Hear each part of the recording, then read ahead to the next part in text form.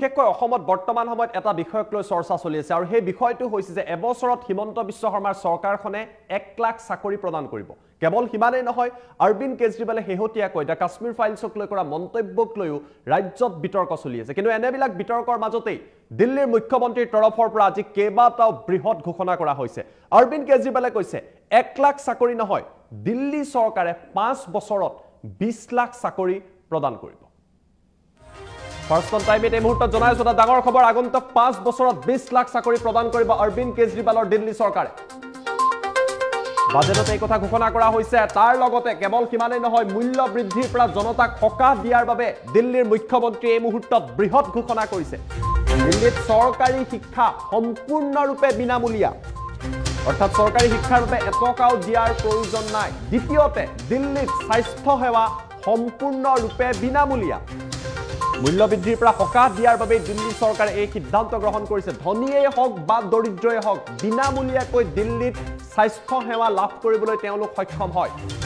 দিল্লী চৰকাৰৰ তৃতীয়টো বৃহৎ সিদ্ধান্ত হৈছে দিল্লীৰ 73% জনতাই বিনামূলীয়া বিজুলী লাভ কৰে।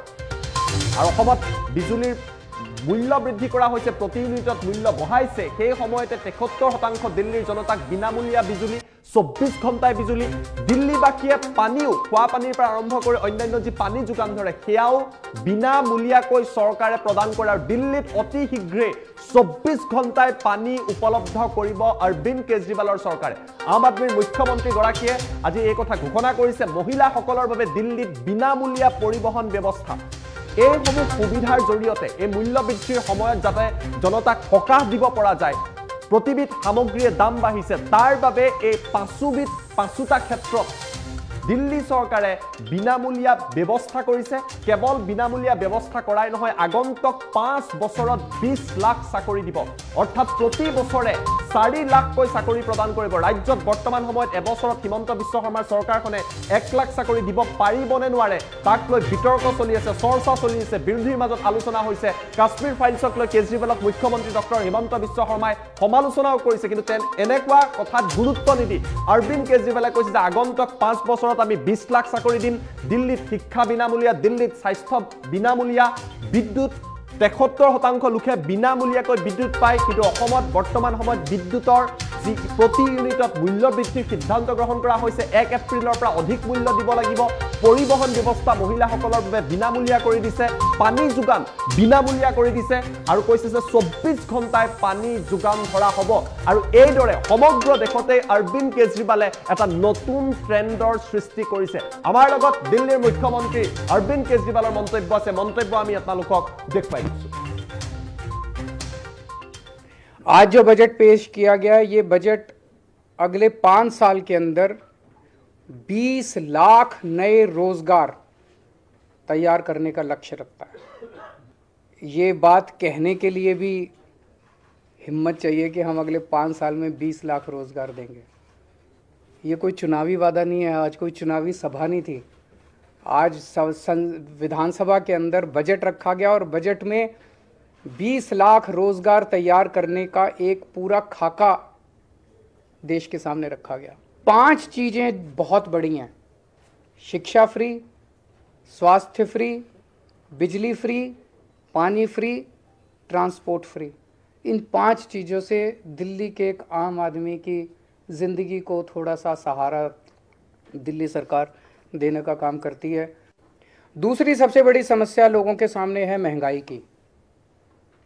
महंगाई बहुत ज़्यादा बढ़ गई है, एक आम आदमी को अपना घर चलाना मुश्किल हो गया है। इसमें भी बहुत सारी चीज़ें ऐसी हैं जो दिल्ली के लोगों को, केवल और केवल दिल्ली के लोगों को मिल रही हैं और वो जारी रहेंगे। आज दिल्ली के अंदर सरकारी स्कूल बेहद शानदार हो गए हैं, शिक्षा फ्री है, कोई पैसा देने की ज़रूरत नहीं है, पूरी की पूरी शिक्षा फ्री है।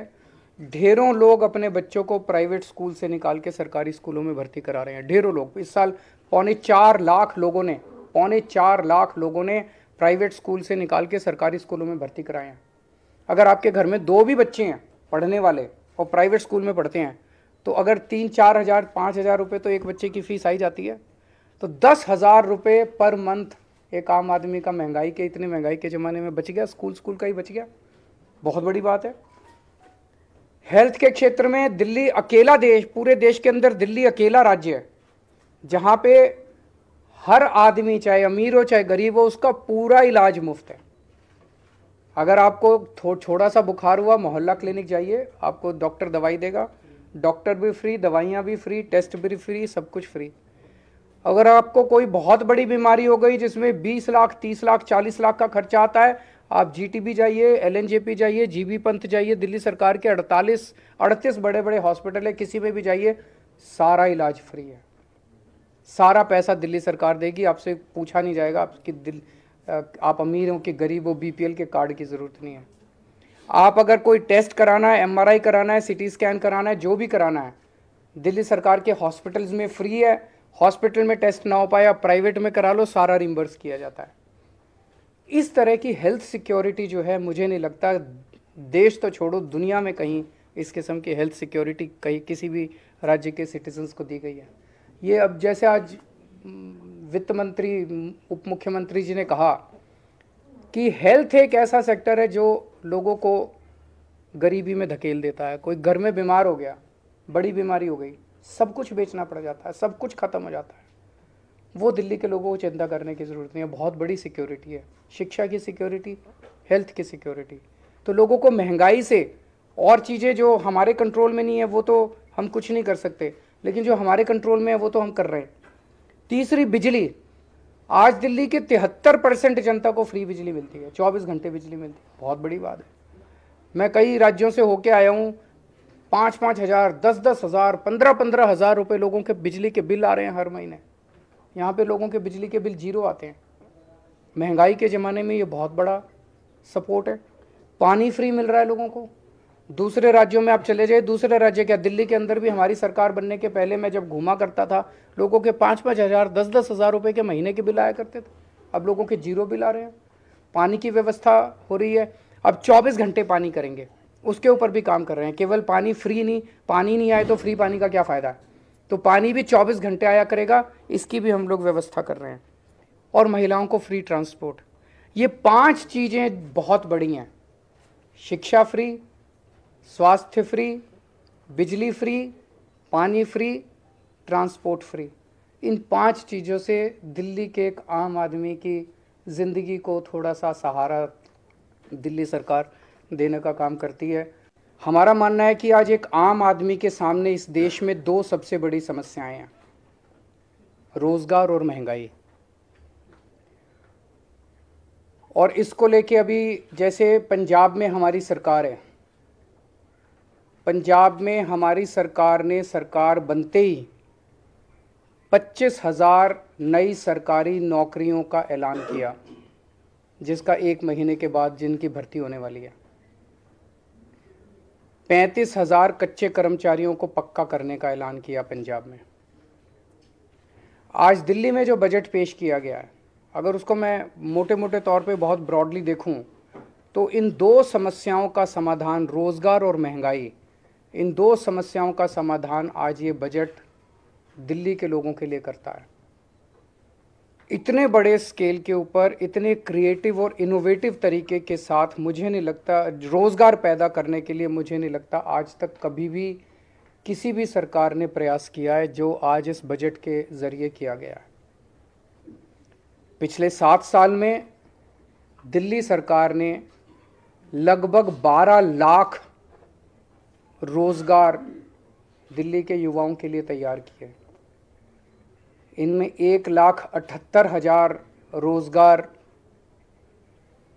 सरकारी सेक्टर में थे और लगभग 10 लाख रोज़गार प्राइवेट सेक्टर में थे।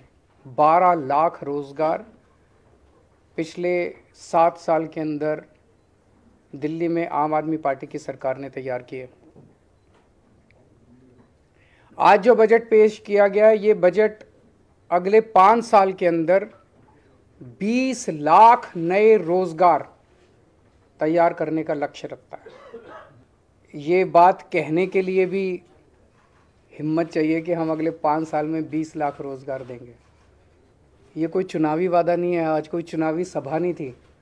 आज विधानसभा के अंदर बजट रखा गया और बजट में 20 लाख रोज़गार तैयार करने का एक पूरा खाका देश के सामने रखा गया। ये बहुत ही बोल्ड बजट है, बहुत ही इनोवेटिव बजट है और इसके लिए मैं मनीष सिसोदिया जी को और उनकी पूरी टीम को बहुत बहुत बधाई देता हूँ। यही आज लोगों की सबसे ज़्यादा ज़रूरत है। कोरोना की वजह से बहुत सारे जॉब्स चले गए, हर घर के अंदर तकलीफ़ है, लोगों के पास नौकरियां नहीं हैं, लोगों के पास जॉब्स नहीं हैं। आज जो बजट पे